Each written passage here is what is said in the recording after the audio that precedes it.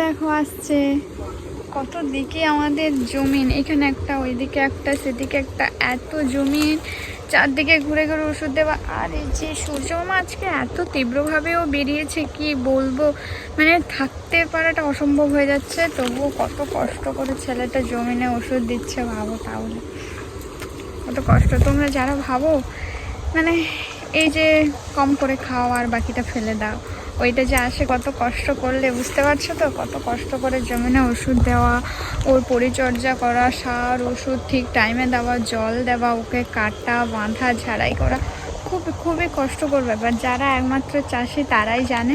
তো তোমাদের সবাইকে বলবো, কষ্টের দাম দিও, মানে যতটা প্রয়োজন ততটা নিয়েও, বেশি নষ্ট করো না অন্য, কারণ এতটা উপার্জন করতে কষ্ট হয় কি বলবো।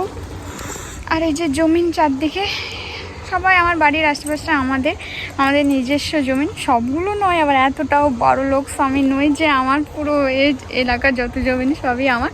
কিছু কিছু আছে, কিছু কিছু আত্মীয় স্বজনদের সবার। আর ওই যে ওই সাইডটাই দেখতে পাচ্ছ অনেকটা দূর হয়ে যাচ্ছে, ওই যে সাদা সাদা কিছু কিছু অংশগুলো দেখা যাচ্ছে, ওইখানটায় হচ্ছে, তোমরা হয়তো জানো, ওইখানে হচ্ছে কেলেঘাই নদী। যারা যারা কেলেঘাই নদী জানো, ওইটাই যে হচ্ছে, ওটা হচ্ছে কেলেঘাই নদীর বাঁধ। হ্যাঁ, আর ওই দিকে ওই যে বড় একটা, এই যে কোন দিকে আঙুল দিয়ে সেটাও বুঝতে পারছি না, বড় একটা গাছ আছে, ওইখানটায় আমাদের অনেকগুলো জমিন জায়গাগুলো আছে। তো এই মাত্র মাঠে এসছি, অনেকক্ষণ আগেই হয়ে গেল।